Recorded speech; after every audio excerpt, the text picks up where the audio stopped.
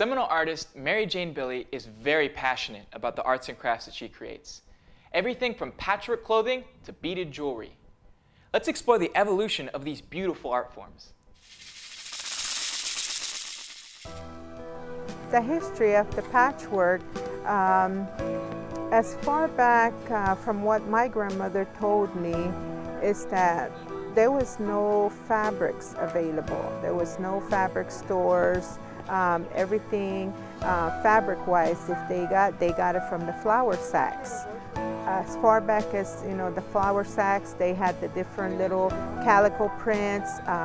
They would save those, and then till they got enough that they accumulated enough material, then they would make clothes for their children and themselves. And so that's how fabric was traded. It was in the flour sacks. So as time went on, when they would trade fur, bones, or fish, or animal pelts, or alligator skins, and then they would go to the store in their canoes, or they would travel by foot and trade for whatever fabrics. And it wasn't like today, that they had satins or silks or brocades or pretty prints. It didn't have little SpongeBob's. It wasn't like that. So they pretty much had to make their clothing from whatever they could get, the images of what was around them at that point. And so that's how you see the dresses, how it kind of relates to like the women in the cowboy movies, some of the outfits. So they kind of mimicked what was in the environment. And so same thing for the men's shirts. They saw, the soldiers wearing certain style of clothing. The women would make copies of that and say implement it the way they wanted it. They saw that, and so they would make clothes for their men and sons. And so that's how the doctor's coat was developed, the long shirt was developed. And because if you look in the military books, those very similar clothing are designed. That's how it came about. And then they would also, my grandmother had spoke about how the patchworks were created.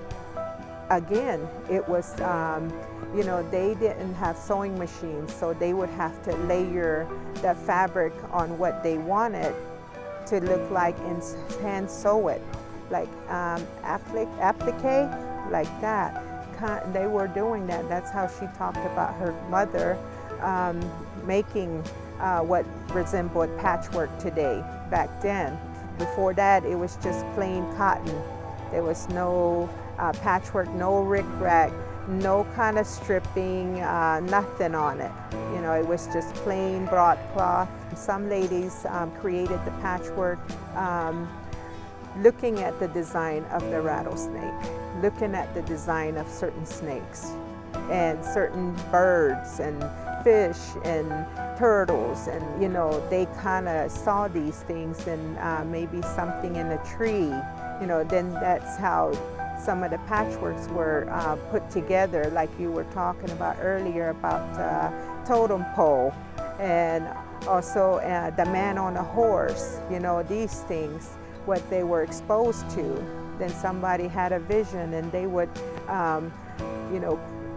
see if they could cut it up, or how they could do applique and put it on top of each other and hand sew it. And they didn't have threads, or they didn't have needles, so they had to make do with whatever they could use. And so as time went on, if you had dresses, and if you had a sewing machine, and if you had a few pots and pans, you were considered wealthy. And so, and that was all based on how your husband went and provided these for you. If you had necklaces, and if you had, a very maintained, well-maintained camp, then you were considered wealthy and well off. And it was hard work that showed through how the husband took care of his family. As time evolved and that they got more access to fabrics, more access to a lot of trading and more goods, then that's when sewing machines came in, beads were abundant. As time goes on and we're able to have access to a lot of different places and income-wise, that we're very fortunate. Like, we can work with different kinds of stones and different kinds of beads. It's medicine, and that is who it says we are as an individual, as a woman, and also a young lady growing up. When the babies are born and they reach a certain amount of months, we call them 4 moons, they get to get beads around their neck, which is white beads, and that is like a completion of transition from being a newborn into being transitioning into another stage of growing. And so they get white beads very similar to this, and they get them on their little wrists and their neck, and that they're supposed to have as long as they can have it. You know, sometimes they'll have it for 2 years, 10 years, 15 years. They might outgrow it, and we will have to continue adding on to their already existing necklace that they have. And it's very healing, and it's all about spirituality.